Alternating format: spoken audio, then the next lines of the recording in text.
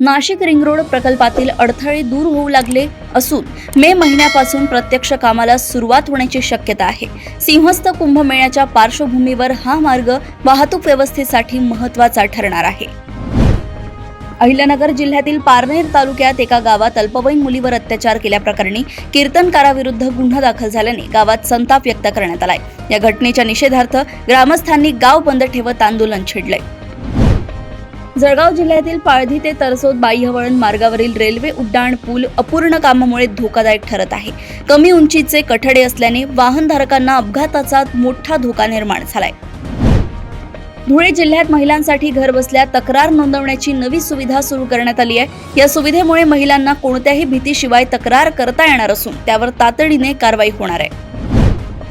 जिल्हा परिषदेचा 36 कोटी रुपयांचा अर्थसंकल्प सादर करण्यात आला असून विकास कामांना प्राधान्य देण्यात आलंय।